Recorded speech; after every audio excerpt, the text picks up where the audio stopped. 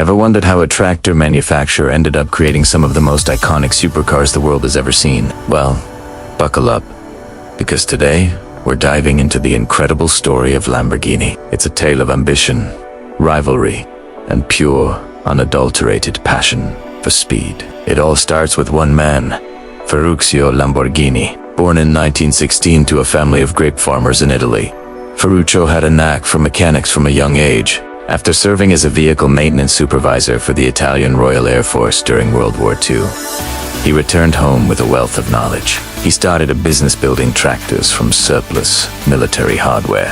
His tractors were powerful, reliable, and exactly what post-war Italy needed to rebuild its agricultural sector. Lamborghini Trattore became a massive success, making Ferruccio a very wealthy man.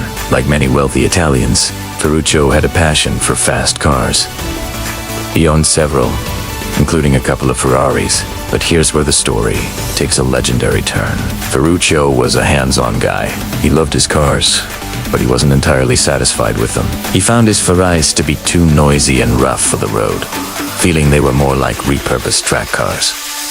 The biggest issue he had was with the clutch, which constantly needed repairs. Being a master mechanic, Ferruccio decided to take a closer look.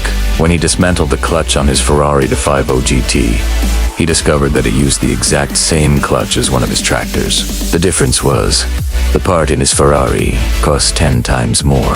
Frustrated by the poor quality and the high costs of service, Ferruccio decided to confront Enzo Ferrari himself. The meeting is the stuff of legend. Ferruccio explained his frustrations and even offered some suggestions for improvement. Enzo Ferrari, a notoriously proud and fiery character, was not impressed. He reportedly dismissed Ferruccio, telling him, "You're a tractor driver, you're a farmer, you can't complain about my cars, which are the best in the world." He allegedly added, "The problem is not with the car, but with the driver," and told him to stick to building tractors. That was it. That was the spark. Insulted and more determined than ever, Ferruccio Lamborghini walked away from that meeting with a new mission. He famously declared, "I'll show you how to make a sports car." He wasn't just going to fix his Ferrari, he was going to build his own car. A better car.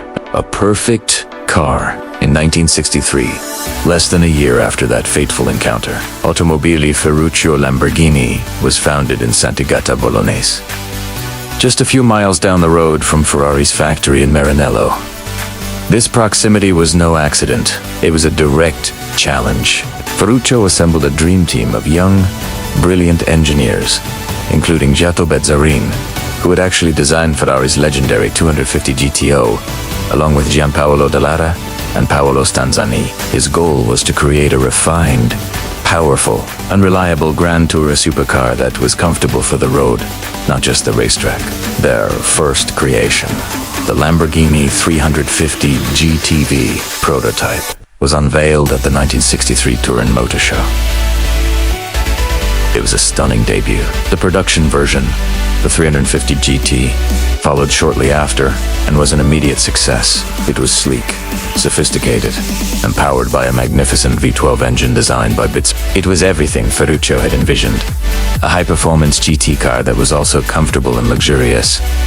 He had proven his point, but the car that truly put Lamborghini on the map and changed the automotive world forever was just around the corner. In 1966, Lamborghini unveiled the Miura. It was breathtaking. The Miura wasn't just a car, it was a revolution.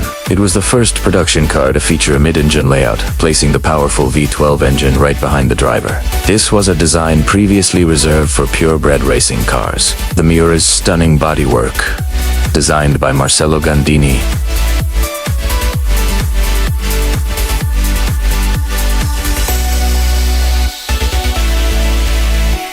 was a work of art.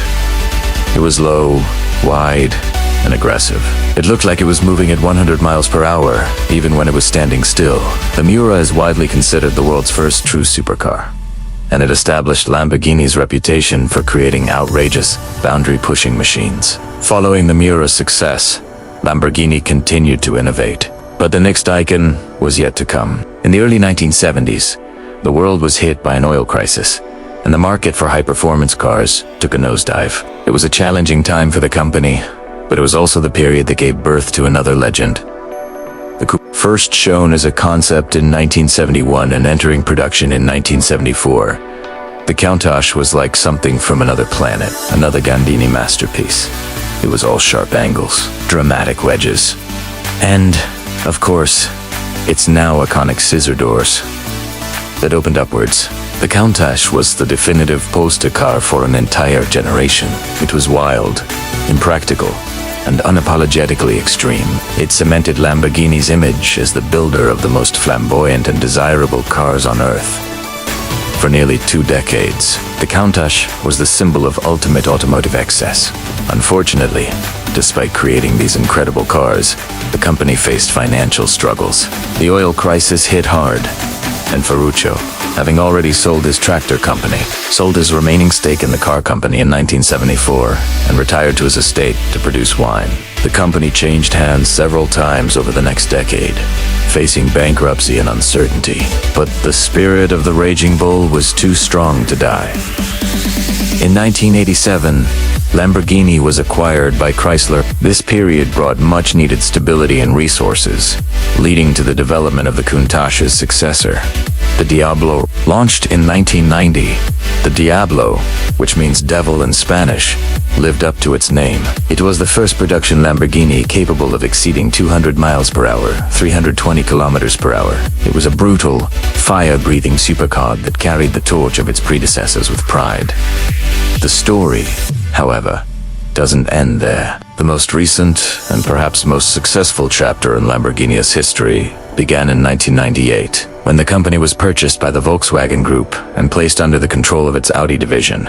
This brought German engineering, precision, quality control, and financial might to the Italian passion. The first car born from this new partnership was the Murcielago, launched in 2001.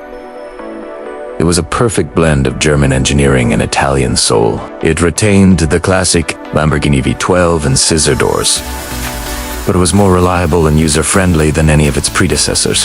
Following the Murcielago was the smaller V10 powered Gallardo, which became Lamborghini's best-selling model of all time, opening the brand up to a wider audience. Today, Lamborghini continues to thrive. The Aventador carried the V12 flagship torch with its carbon fiber monocoque and fighter-jet-inspired design. Its successor, the Revuelto, has taken things a step further, introducing a hybrid V12 powertrain, proving that even Lamborghini is looking towards the future.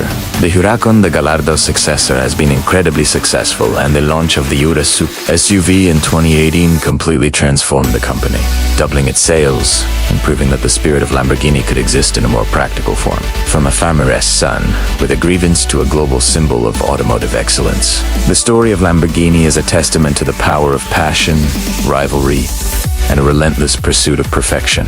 It's a brand that has never been afraid to be bold, to be different, and to build cars that are not just machines, but dreams made of metal, carbon fiber, and pure emotion. Every time you see that Raging Bull badge, you know you're looking at a piece of that incredible legacy. Thanks so much for joining me on this ride through Lamborghini's history. If you enjoyed this video, please give it a thumbs up, and don't forget to subscribe and hit that notification bell so you don't miss our next deep dive. Let me know in the comments which Lamborghini is your all-time favorite. Until next time, stay passionate.